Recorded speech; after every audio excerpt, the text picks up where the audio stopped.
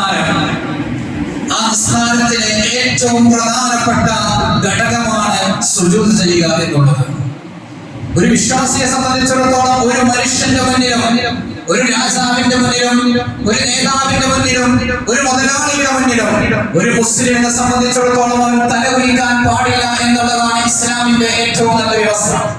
എന്നാൽ സുജൂദ് എന്ന് പറഞ്ഞാൽ സർവ്വലോകങ്ങളെയും സൃഷ്ടിച്ച് പരിപാലിക്കുന്ന സർവജ്ഞനായ സർവാധിപതിയായ പടച്ചതമ്പുരാന്റെ മുന്നിൽ സർവ്വതും സമർപ്പിക്കുന്ന ആ ഒരു തലകുനിഞ്ഞു നിന്നുകൊണ്ട് ഭൂമിയിൽ ചേർന്നുകൊണ്ട് ഞങ്ങൾ ഒന്നുമല്ല, എല്ലാതും പടച്ചതമ്പുരാനാണ്, എല്ലാതും റബ്ബിനെ സമർപ്പിക്കുന്നതാണ് ഞങ്ങൾ സുജൂദ് എന്ന് പറഞ്ഞുകൊണ്ട് ഓരോ ദിവസവും നമ്മൾ 5 വഖത്തിലും സുജൂദ് ചെയ്യുന്നവരാണ്. അങ്ങനെ സുജൂദ് ചെയ്യാൻ വേണ്ടി നിർമ്മിക്കപ്പെട്ട ഈ പള്ളിക്ക് അല്ലാഹുവിന്റെ പവിത്രത നൽകിയിട്ടുണ്ട് എന്നാണ് നാം മനസ്സിലാക്കേണ്ടത്. പരിശുദ്ധമായ പള്ളിയെ കുറിച്ച് അല്ലാഹു പറഞ്ഞത് ബൈത്തുല്ലാഹ് എന്നാണ്, അല്ലാഹുവിന്റെ ഭവനം. അല്ലാഹുവിന്റെ പേരിനോട് കൂടെ എന്തിനെങ്കിലും ഒന്നിനെ ചേർത്ത് പറഞ്ഞാൽ അതിന് അത്രയും മഹത്വമുണ്ട് എന്ന് നമ്മൾ മനസ്സിലാക്കണം. കലാമുല്ലാഹ് എന്ന് പറയും, അല്ലാഹുവിന്റെ കലാം എന്ന് പറഞ്ഞാൽ അത് പരിശുദ്ധമായ ഖുർആനിനെ കുറിച്ചാണ്. റസൂലുള്ളാഹ് എന്ന് പറഞ്ഞാൽ അത് അല്ലാഹുവിന്റെ ഹബീബ് എന്ന് പറഞ്ഞാൽ അല്ലാഹുവിന്റെ പേരിനോടുകൂടെ എന്തിനെ ചേർത്ത് പറഞ്ഞാലും അത്രമേൽ മഹത്വമുണ്ട് എന്ന് നമ്മൾ മനസ്സിലാക്കേണ്ടതാണ്. അതുകൊണ്ടാണ് പരിശുദ്ധമായ ഖുർആൻ പറഞ്ഞത് ഫീ ബുയൂത്തിൻ അദിനല്ലാഹു അൻ തുർഫഅ വയുദ്കറ ഫീഹി ഇസ്മുഹു യുസബ്ബിഹു ലഹു ഫീഹാ ബിൽ ഗുദുബി വൽ ആസ്വാൽ. ഈ ഭവനം ഫീ ബൈത്തിൻ അദിനല്ലാഹു, അല്ലാഹു അവിടെ എന്താണ് അല്ലാഹു ഉത്തരവ് നൽകിയിരിക്കുകയാണ് എന്തിനെ? അൻ തുർഫഅ വയുദ്കറ ഫീഹി ഇസ്മുഹു യുസബ്ബിഹു ലഹു. ആ പള്ളിയിൽ വെച്ച് രാവും പകലും അല്ലാഹുവിന്റെ നാമത്തെ ഉച്ചരിക്കാൻ, അല്ലാഹുവിന് വേണ്ടി തസ്ബീഹ് ചൊല്ലാൻ വേണ്ടിയിട്ട് പള്ളികളെ ഉയർത്താൻ അല്ലാഹു കൽപ്പിച്ചിരിക്കുകയാണ്. ഇവിടെ ഉപയോഗിച്ച പ്രയോഗവും അല്ലാഹുവിന്റെ ബൈത്ത് എന്നാണ്. മഹാനായ താബിഈയായ പ്രമുഖൻ ബഹുമാനപ്പെട്ട അംറു ബിൻ മൈമൂൻ റഹ്മത്തുള്ളാഹി അലൈഹി, മഹാനായ അംറു ബിൻ മൈമൂൻ റളിയല്ലാഹു തആല അൻഹു പറഞ്ഞു, പള്ളി എന്ന് പറഞ്ഞാൽ അദ്റഖ്തു അസ്ഹാബ റസൂലില്ലാഹി സ്വല്ലല്ലാഹു അലൈഹി വസല്ലം, ഞാൻ അല്ലാഹുവിന്റെ ഹബീബ് സ്വല്ലല്ലാഹു അലൈഹി വസല്ലം തന്റെ സ്വഹാബത്തുമായി കൂടിക്കലർന്ന് ജീവിച്ചിട്ടുണ്ട്, അവരെ ഞാൻ കണ്ടിട്ടുണ്ട്. വഹും യഖൂലൂൻ, അവരിങ്ങനെ പറയാറുണ്ട്, അൽ മസാജിദു ബുയൂത്തുല്ലാഹ്, മസ്ജിദ് എന്ന് പറഞ്ഞാൽ, പള്ളി എന്ന് പറഞ്ഞാൽ അത് അല്ലാഹുവിന്റെ ഭവനമാണ്. വഇന്നഹു ഹഖ്ഖുൻ അലല്ലാഹ്, നിശ്ചയമായും അല്ലാഹുവിന്റെ മേൽ കടമയാണ്, ബാധ്യതയാണ് എന്ത്? അയ്യുക്രിമ മൻ സാറഹു ഫീഹാ, ആരാണോ ആ പള്ളിയെ സന്ദർശിക്കുന്നത്, ആരെയാണോ ആ പള്ളിയിൽ നിന്ന് ഇബാദത്ത് ചെയ്യുന്നത്, അവരെ ബഹുമാനിക്കൽ അല്ലാഹുവിന്റെ മേൽ കടമയാണ് എന്ന് മഹാനായ അംറു ബിൻ മൈമൂൻ റഹ്മത്തുള്ളാഹി അലൈഹി നമ്മളെ പഠിപ്പിച്ചു തരികയാണ്. ഇവിടെ വന്നിരിക്കുന്ന നമ്മളെയൊക്കെ അല്ലാഹു ബഹുമാനിക്കുന്നുണ്ട്, അല്ലാഹുവിന് ഇഷ്ടമുണ്ട്. കാരണം ഭൂമിയിൽ അല്ലാഹു ഏറ്റവും ഇഷ്ടമുള്ള സ്ഥലമാണ് അല്ലാഹുവിന്റെ പള്ളി. ആ പള്ളിയിൽ വന്നിരിക്കുന്ന ഓരോ മനുഷ്യരെയും സാറഹു ഫീഹാ എന്ന് പറഞ്ഞാൽ അവിടെ സന്ദർശനം നടത്തുന്ന, അവിടെ ഇബാദത്തിന് വേണ്ടി കടന്നു വരുന്നവരെ മുഴുവനും അല്ലാഹു ബഹുമാനിക്കുമെന്നാണ്. ഞാൻ എന്തിനാണ് ഈ പള്ളിയുടെ അവസരങ്ങളും പള്ളിയുടെ മഹത്വവും ഞാൻ പറയാനുണ്ടായ കാര്യം നിങ്ങളൊന്ന് ചിന്തിച്ചു നോക്കണം. ഇന്നത്തെ സാഹചര്യത്തിൽ നമ്മുടെ മസ്ജിദുകളും അതുമായി ബന്ധപ്പെട്ട വഖഫ് സ്വത്തുക്കൾ ഏതുണ്ടോ അതെല്ലാം നമ്മളിൽ നിന്ന് കൈപ്പെട്ടു പോകേണ്ട സാഹചര്യം വരികയാണ്. അതുകൊണ്ടാണ് ഞാൻ പള്ളിയുടെ മഹത്വം, മസ്ജിദിന്റെ മഹത്വം എത്ര പ്രാധാന്യമാണ് എന്ന് നിങ്ങളോട് ഞാൻ പറഞ്ഞു തന്നത്. അത്രയും ബഹുമാനിക്കേണ്ട ഈ പള്ളിയും മറ്റു മഖാമുകളും മറ്റു വഖഫ് സ്വത്തുക്കളും എല്ലാം കേന്ദ്ര ഗവൺമെന്റിന്റെ പുതിയ നിയമങ്ങളെ അടിസ്ഥാനമാക്കി പറഞ്ഞാൽ പലതും നമ്മളിൽ നിന്ന് കൈവിട്ടു പോകാൻ സാഹചര്യം ഒരുങ്ങുകയാണ്. ഈ പുതിയ വഖഫ് കൊണ്ടുവന്ന വഖഫ് നിയമങ്ങൾ വലിയ തോതിൽ പ്രതിസന്ധി സൃഷ്ടിക്കാൻ സാഹചര്യമാകുകയാണ്. നമ്മളൊന്ന് ആലോചിച്ച് നോക്കണം, രാജ്യത്ത് എത്ര മതങ്ങളുണ്ട്. നമ്മുടെ മതം ഇസ്ലാം മതമല്ലാതെ നമ്മുടെ സഹോദര മതസ്ഥരായ എത്ര മതസ്ഥരുടെ മതങ്ങളുണ്ട്. ആ മതങ്ങൾക്കൊക്കെ എത്ര മത ആരാധനാലയങ്ങളുണ്ട്, ശ്മശാനങ്ങളുണ്ട്. എത്ര രാഷ്ട്രീയ പാർട്ടികളുണ്ട്, രാഷ്ട്രീയ പാർട്ടികൾക്ക് എത്ര ഓഫീസുകളുണ്ട്, അവർക്ക് വേണ്ട സ്ഥാപന ജംഗമ വസ്തുക്കളുണ്ട്. പക്ഷെ ഇതിനെയൊന്നും ആരും കണക്കെടുപ്പിന് വേണ്ടി തയ്യാറാക്കുന്നില്ല, ആരും ഇതിനെയൊന്നും രജിസ്റ്റർ ചെയ്യാൻ പറയുന്നില്ല.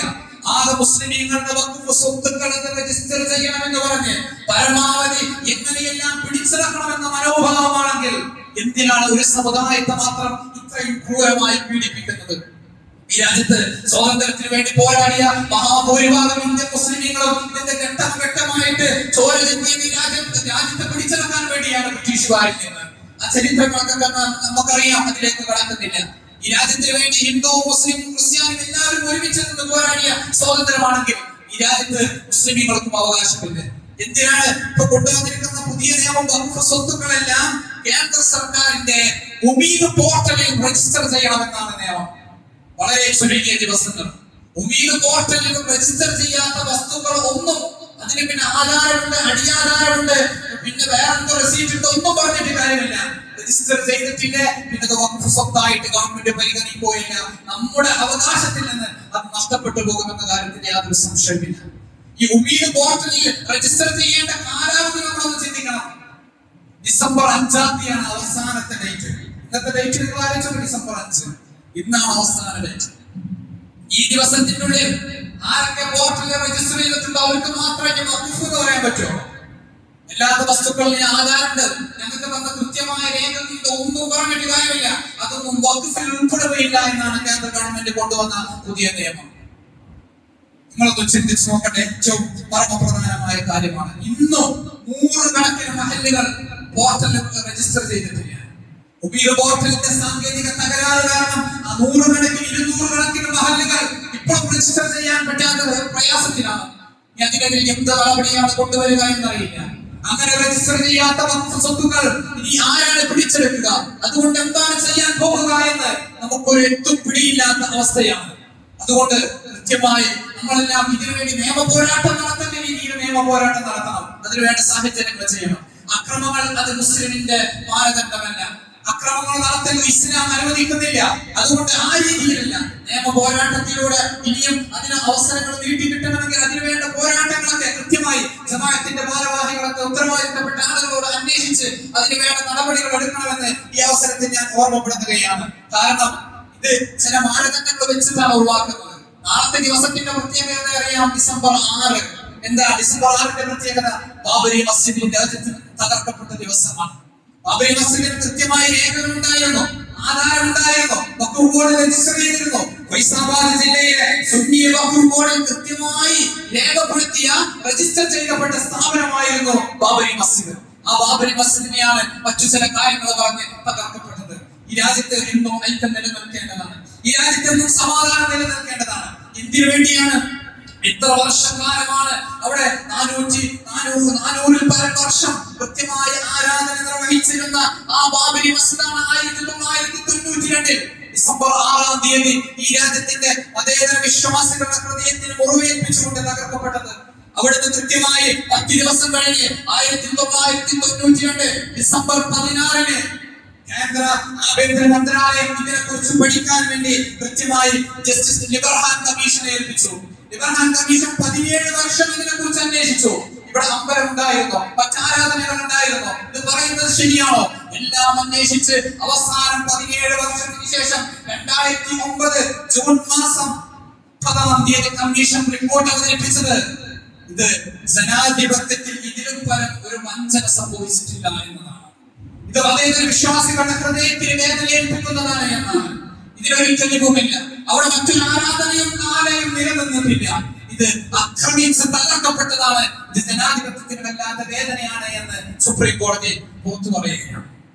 ഞാൻ പറയാനുള്ള കാരണം, ഇത്രയും പറയാനുള്ള കാരണം, എന്റെ പ്രിയപ്പെട്ടവരെ, ഈ ബാബരി മസ്ജിദ് തകർക്കപ്പെടുന്ന രേഖകൾ ഉണ്ടായിട്ട് തന്നെയായിരുന്നു. അതുകൊണ്ട് അല്ലാഹു സമാധാനമുള്ള ഒരു രാജ്യത്ത് ജീവിക്കാൻ നമുക്ക് തൗഫീഖ് നൽകുമാറാകട്ടെ. എന്തായാലും അക്രമങ്ങൾക്കൊന്നും മുതിരാൻ പാടില്ല. കൃത്യമായി നിയമ നടപടികൾ സ്വീകരിക്കണം.